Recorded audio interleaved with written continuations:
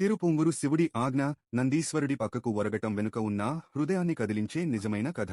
తమిళనాడులోని తిరుపూంగురు అనే ఒక చిన్న గ్రామంలో ఉన్న శివాలయం ఎంతో విశేషమైనది. ఈ దేవాలయంలో నందీశ్వరుడు విరూపంగా పక్కకు ఒరిగి ఉండటం చూడగానే ఎవరికైనా ఆశ్చర్యం కలుగుతుంది. ఒకరోజు ఒక దళిత భక్తుడు శివుడిని దర్శించుకోవడానికి ఆలయానికి వస్తాడు. కాని అప్పటి సమాజంలోని కఠిన నియమాల వల్ల అతనికి ఆలయానికి ప్రవేశం నిరాకరించబడుతుంది.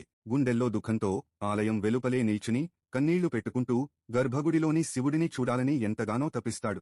అయితే నందీశ్వరుడు శివుడిని పూర్తిగా కప్పేయడం వల్ల అతనికి దర్శనం కలగదు. శివుడు తన నిజమైన భక్తుడి ఆర్తిని గుర్తించి వెంటనే నందీశ్వరుడిని పక్కకు జరగమని ఆజ్ఞాపిస్తాడు.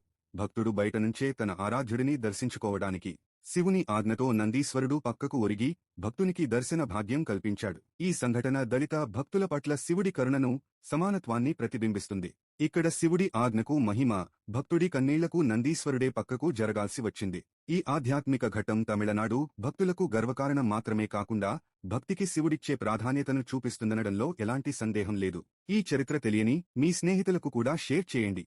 శివుడి మహిమ సాక్షాత్కారం పొందండి. ఓం నమః శివాయ.